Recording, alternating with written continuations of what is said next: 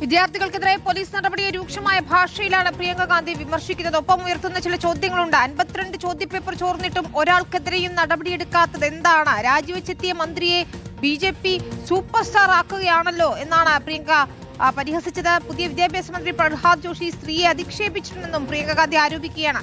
വിദ്യാഭ്യാസ മേഖലയ്ക്കുള്ള ബജറ്റ് ഓരോ വർഷവും കുറച്ചുകൊണ്ടുവരുന്നതായും ലോക്സഭയിൽ പരീക്ഷാ ഭേദഗതി ബില്ലിന്മേലുള്ള ചർച്ചയിൽ പ്രിയങ്ക ഗാന്ധി പറഞ്ഞു. പലതവണ പ്രതിഷേധവുമായി എത്തുന്ന പ്രതിപക്ഷത്തെയാണ് നമ്മൾ കണ്ടത്. PR സുനിലാണ് ചേരുന്നത്. സുനിൽ, ചർച്ചയ്ക്കിടയിലും വലിയ പ്രതിഷേധം ഉയരുന്നത് കണ്ടു. വിദ്യാർത്ഥികൾക്കെതിരായ പോലീസ് നടപടി തന്നെയാണ് ഈ ചർച്ചയിലും പ്രതിപക്ഷം ഉയർത്തുന്നതല്ലേ? വിനീത, തീർച്ചയായും കേന്ദ്ര സർക്കാരിനെതിരെ ആഞ്ഞടിച്ചുകൊണ്ടാണ് പ്രിയങ്ക ഗാന്ധി ഉൾപ്പെടെയുള്ള പ്രതിപക്ഷ നേതാക്കൾ സംസാരിച്ചത്. ഗൗരവ് ഗൊഗോയാണ് ഈ ചർച്ചയ്ക്ക് തുടക്കമിട്ടത് കോൺഗ്രസിൽ നിന്ന്. അതിനുശേഷമാണ് കോൺഗ്രസിന്റെ ഭാഗത്തു നിന്ന് പ്രിയങ്ക ഗാന്ധി സംസാരിച്ചത്. ഏതായാലും പ്രിയങ്ക ഗാന്ധിയുടെ പ്രസംഗത്തിൽ കേന്ദ്ര സർക്കാരിനെതിരെ നിശ്ചിത വിമർശനമായിരുന്നു. യുവാക്കളുടെ സ്വപ്നങ്ങളാണ് ഈ സർക്കാരിന്റെ കാലത്ത് കൊള്ളയടിക്കപ്പെട്ടത് എന്നാണ് പ്രിയങ്ക ഗാന്ധി ചൂണ്ടിക്കാണിച്ചത്. വിദ്യാർത്ഥികളെ അതിക്രൂരമായാണ് അധിക്ഷേപിച്ചത്, വിദ്യാർത്ഥികളെ അതിക്രൂരമായാണ് മർദ്ദിച്ചത്. ഇതിനാരാണ് ഇവർക്ക് പോലീസിന് അനുമതി നൽകിയത്? അത് പ്രധാനമന്ത്രിയാണോ, അത് ആഭ്യന്തരമന്ത്രിയാണോ? ആരാണ് ഈ ചോദ്യങ്ങൾക്കൊക്കെ മറുപടി നൽകുക എന്ന ചോദ്യം പ്രിയങ്ക ഗാന്ധി ഉയർത്തി. പുതുതായി വന്ന വിദ്യാഭ്യാസ മന്ത്രി പ്രഹ്ലാദ് ജോഷി സ്ത്രീകളെ അധിക്ഷേപിച്ച സംബന്ധിച്ച് ഒരുപാട് ആരോപണങ്ങളുണ്ട് എന്നും പ്രിയങ്ക ഗാന്ധി ചൂണ്ടിക്കാണിച്ചു. അതിനെതിരെ പിന്നീട് ഭരണപക്ഷം ശക്തമായി എഴുന്നേൽക്കുന്നത് നമ്മൾ കണ്ടു. പ്രിയങ്ക ഗാന്ധി അനാവശ്യമായി പുതിയ വിദ്യാഭ്യാസ മന്ത്രിയെ അധിക്ഷേപിക്കുകയാണെന്ന് പാർലമെന്ററി കാര്യമന്ത്രി കിരൺ റിജിജു ചൂണ്ടിക്കാണിച്ചു. ഇതേ തുടർന്ന് സഭയിൽ അല്പനേരം ബഹളമായിരുന്നു.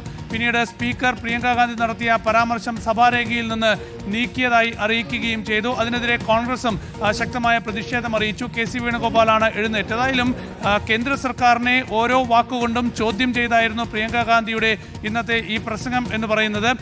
മാത്രമല്ല, വിദ്യാർത്ഥികൾക്ക് നേരെ നടത്തിയ ആക്രമണത്തിൽ പെല്ലറ്റ് ഗൺ ഉപയോഗിച്ച സാഹചര്യം, ആരാണ് പെല്ലറ്റ് ഗണ്ണ് ഉപയോഗിക്കാൻ അനുമതി നൽകിയത്, അതടക്കമുള്ള കാര്യങ്ങൾ പ്രിയങ്ക ഗാന്ധി ഉയർത്തി.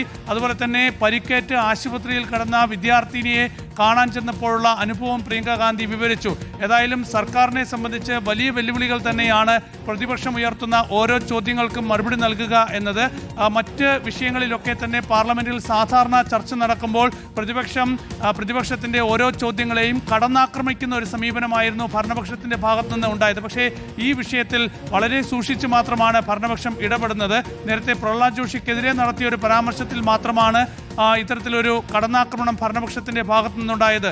ഇതേ സഭയിൽ ഇന്ദിരാഗാന്ധിയെ അധിക്ഷേപിച്ചിട്ടുണ്ട് എന്ന് കോൺഗ്രസ് മറുപടി നൽകിയപ്പോൾ ഇന്ദിരാഗാന്ധിയെ അധിക്ഷേപിച്ചതല്ല, ഇന്ദിരാഗാന്ധിയുമായി ബന്ധപ്പെട്ട വസ്തുതകൾ പുസ്തകത്തിൽ എഴുതി വെച്ചിട്ടുണ്ട്, അതാണ് താൻ പറഞ്ഞത് എന്ന് BJP അംഗം നിഷികാന്ത് ദുബെ മറുപടി നൽകുന്നതൊക്കെ കണ്ടു. അങ്ങനെ വലിയ പ്രതിഷേധവും നാടകീയ കാഴ്ചകളുമൊക്കെയായിരുന്നു പ്രിയങ്ക ഗാന്ധിയുടെ പ്രസംഗത്തിനിടയിൽ ലോക്സഭയിൽ കണ്ടത്. ശരി, ഏതായാലും ചർച്ച തുടരുകയാണ്. വിദ്യാർത്ഥികൾ ക്രൂരമായി ആക്രമിക്കപ്പെട്ടു. ആ വിഷയം വീണ്ടും ഉയർത്തുകയാണ് പ്രതിപക്ഷം.